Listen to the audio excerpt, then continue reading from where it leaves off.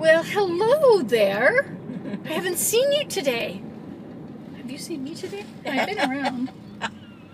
Well, you were sneaking around looking at me. But I wasn't looking at you. So, I'm driving Lori home. Say hello, Lori. Hello. You didn't say hello, Lori. You just said hello. No, that's right. I don't know who I'm saying hello to. You're supposed to say hello, Lori, because I said, say hello, Lori. Oh, Here, Nancy. I'm going to put you right on there. Oh, here See, I there am. she Here is. I am. Hello. Hi. Oh, yes, check that hair. Yeah, definitely. Okay, make sure we got our teeth in. Do you have your teeth in? I do. I wasn't meaning you, I was asking them. The great them. I mean, they can watch us without their teeth, but we have to wear our teeth to look at them, don't we? You don't want to know it because I'm old. I turn 60 tomorrow. That's the great dividing line. You're not old until you're 60. I'm not ready for that. I'm supposed to have grown up. Oh, well, maybe I just won't grow up. Hey, I could live in Never Never Land. Maybe I already do. Never Never. Isn't there a song with Never Never Land is in the words? Never Never Land. Well, whatever. So, shall we talk about something of interest? I think the class that we had today on the law of chastity definitely needs to be talked about. That was something else. That Wasn't was a it? good law. There is so much going on out there in the world which is not chaste. No.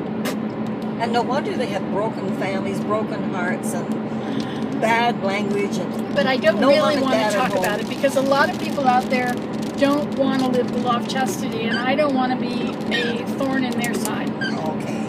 Just let it be known that I don't agree. So there we have it. Okay. So But what else? how do you keep it? The law of chastity? Yeah.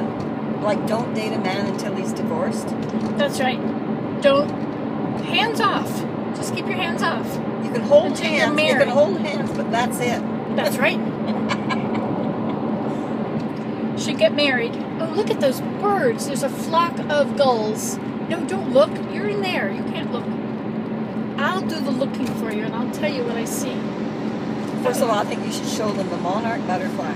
You want to see the monarch butterfly? You see, they flock home to the south in September, and there is the most beautiful butterfly.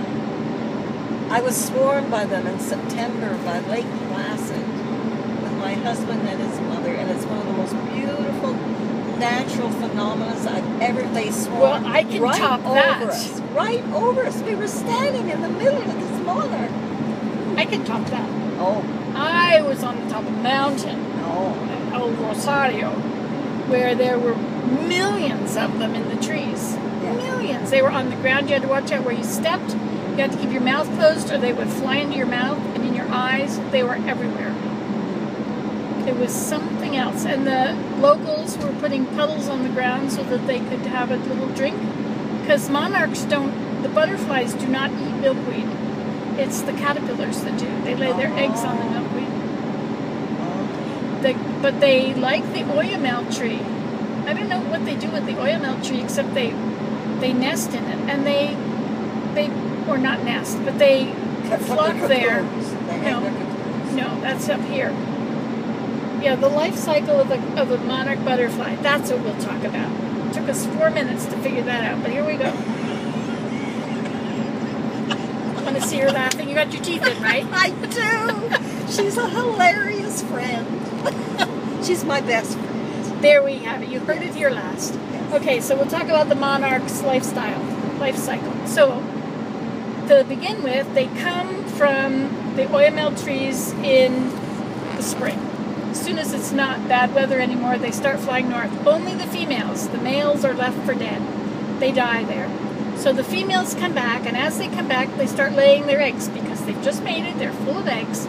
So they land, who knows where, south, middle, north, and they finally get to Canada. But I don't think the first ones get here. I think it's the second generation, or maybe the third. Anyway, so what happens is they have a month per generation.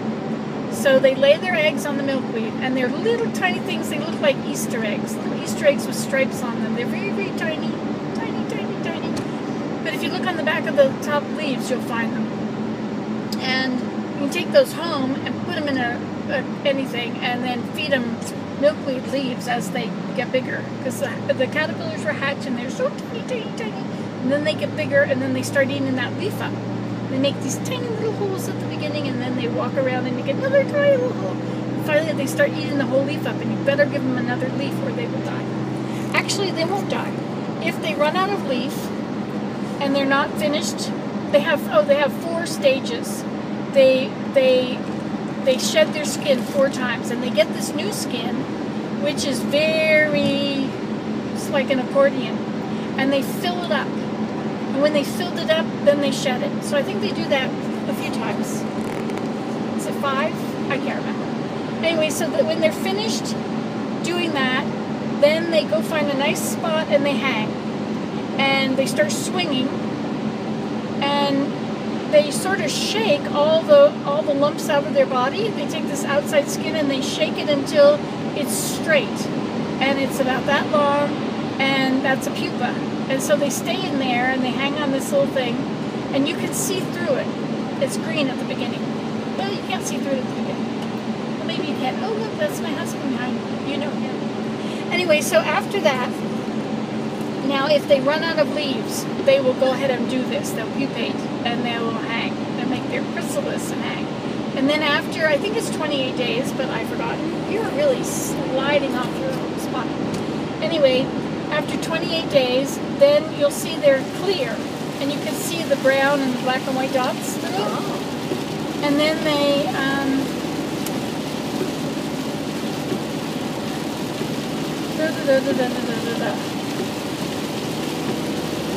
have to drive. You know, it's hard to think and drive. I can sleep and drive, but not think and drive. Okay, so where was I? Okay, so then they hatch, and you see through them, and they're clear. And then they break a hole in this. Usually it's in the bottom, down at the bottom somewhere. They chew a little hole in it or something, and then they crawl out.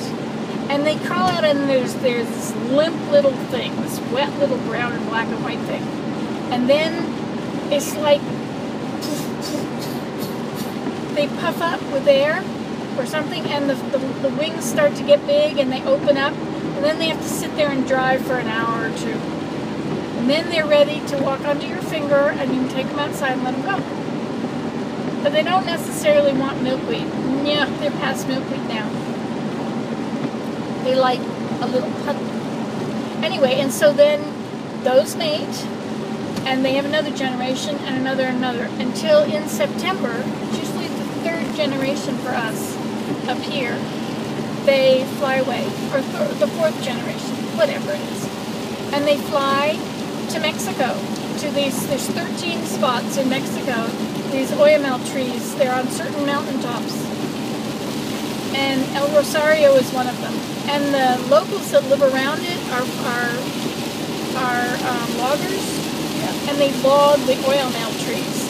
So if you go and buy the souvenirs all set up along the way up the path, you'll find that you're buying little trucks with oyamel wood on it. Can you imagine that? I didn't get it when I was there until I figured it out. Which country are these? Mexico. Oh, Mexico. It's in Michoacan. It's not far from Mexico City. Okay. Well, it is. It's near Angongueo. It's El Rosario. Okay. Anyway, and the other 12 are still a secret where they are, or at least when I went there, that was still a secret. One guy went down there and he went searching and found where they were. And so now it's a protected area at El Rosario, and they've got this wide pathway, and all the Mexican school children go up the mountain to look at them.